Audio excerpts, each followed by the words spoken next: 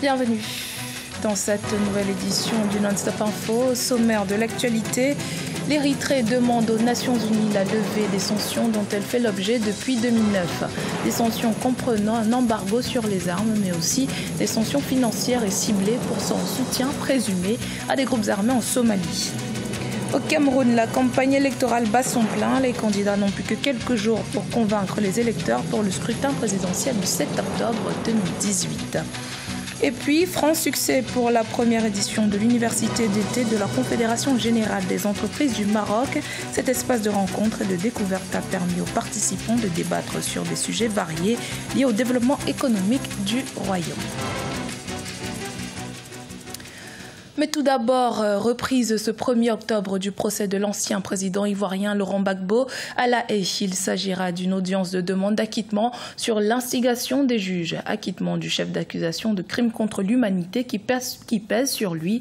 La défense estime que le procureur de la CPI, Fatou Bensouda, n'a pas été en mesure de prouver sa culpabilité. Rappelons que l'ancien président et son ministre de la Jeunesse, Charles Blé Goudé, sont incarcérés depuis 7 ans. L'Érythrée plaide pour une levée des sanctions de l'ONU. Depuis 2009, le Conseil de sécurité de l'ONU a infligé au pays un régime de sanctions pour son soutien présumé à des groupes armés en Somalie. Le pays réclame également des compensations pour leurs conséquences et les opportunités commerciales manquées. Pour appuyer sa requête, l'Érythrée met en avant l'accord de paix conclu cet été avec l'Éthiopie. Écoutons à ce propos le discours d'Osman Saleh Mohamed, le chef de la diplomatie érythréenne. Permettez-moi maintenant de revenir à une injustice étonnante qui affecte mon pays depuis presque 10 ans. Je pense ici aux sanctions non justifiées qui ont été imposées à l'Érythrée en décembre 2009 et 2011 respectivement.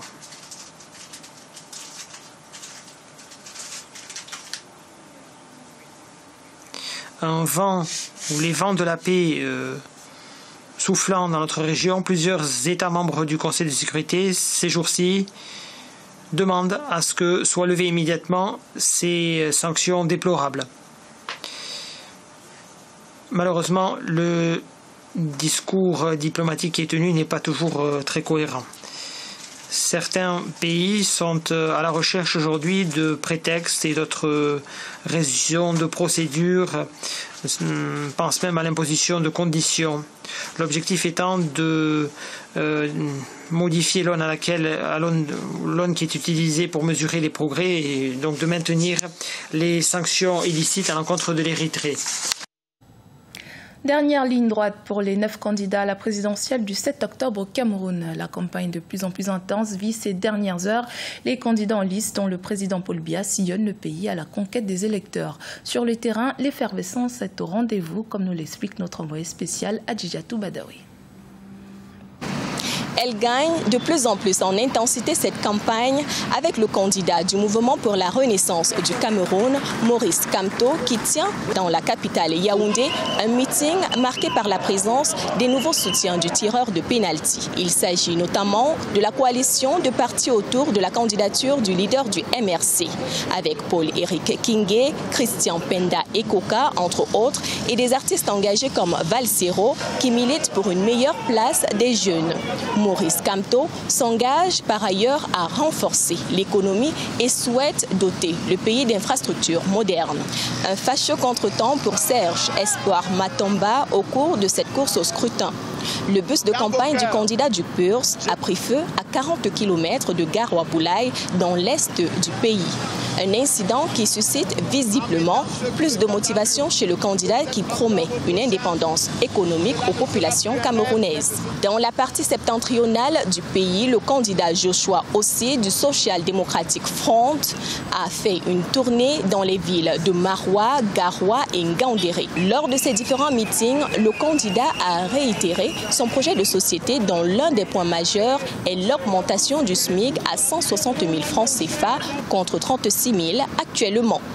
Le candidat Franklin Difford du mouvement citoyen national du Cameroun était en meeting ce 29 septembre au stade Consig de Langak à Yaoundé. Le pasteur du Kingship International Ministry met en avant les principes chrétiens, notamment l'amour et le pardon pour corriger l'état social du Cameroun.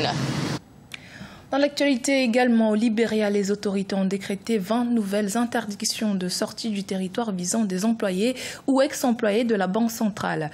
Une annonce faite dans le cadre d'une enquête visant à retracer le parcours sous le gouvernement d'Ellen Johnson Sirleaf de billets valant plus de 100 millions de dollars. Le gouvernement avait déjà interdit de voyage 15 personnes, dont des responsables de la Banque centrale, y compris un fils de l'ex-président du Libéria. C'est sous le thème « Une entreprise forte, un Maroc gagnant » que s'est tenue du 28 au 29 septembre la première édition de l'université d'été de la Confédération générale des entreprises du Maroc. De nombreux ateliers ont été organisés. Sadou Aliz Mokhtar. Le monde de l'entreprise marocaine marque sa rentrée économique par l'organisation de la première édition de l'université d'été de la Confédération générale des entreprises du Maroc. Pendant 2 jours, chefs d'entreprise, décideurs publics, universitaires, experts nationaux et internationaux de renom ont débattu des enjeux économiques et sociaux auxquels le Maroc fait face et envisagé des solutions les plus adéquates pour renforcer l'émergence du royaume. Notre modèle économique a duré, peut-être qu'il s'essouffle et mérite une nouvelle version. Alors il ne faut pas se tromper de modèle économique. Nous avons des choses qui marchent, il faut les mettre en avant, il faut les développer. Nous avons des choses qui ne marchent pas, il faut les pointer du doigt. Et ne vous inquiétez pas, Sa Majesté ne ratera aucune occasion pour mettre en exergue les mécanismes qui ne marchent pas, les institutions qui méritent d'être améliorées. Espace de rencontre et de découverte, l'université d'été de la CGM a permis aux participants de débattre et communiquer sur des sujets aussi variés que l'innovation, les talents, l'offre publique ou encore le financement. Nous voulons créer de la croissance, mais créer de la croissance pas pour enrichir uniquement, on crée de la croissance pour que cette croissance soit partagée.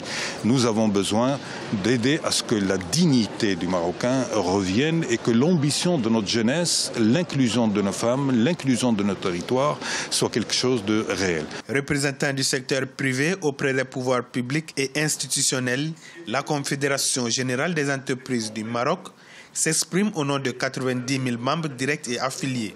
Elle veille à assurer un environnement économique favorable pour le développement des entreprises.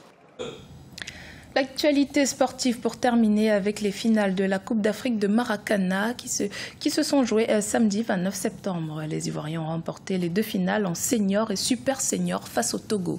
Retour sur ces rencontres dans ce reportage en notre correspondant Olivier Conan.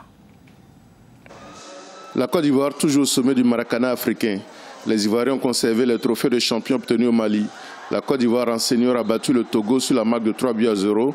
Chez les super seniors, les éléphants se sont également imposés 4-2 pour conserver leur hégémonie sur le Maracana africain. Une double défaite qui n'affecte pas le moral des Togolais. Nous sommes assez fiers du parcours que nos sélections ont eu à travers cette compétition. Nous nous préparerons pour la prochaine édition et nous espérons cette fois-ci corriger les tirs.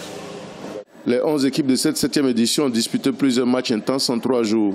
Malgré l'enjeu, l'esprit fair play a prévalu, facilitant la tâche aux arbitres. Le niveau était élevé, donc il fallait sortir nos tripes, il fallait sortir le grand jeu pour pouvoir maîtriser les ardeurs et arriver à ce sprint final.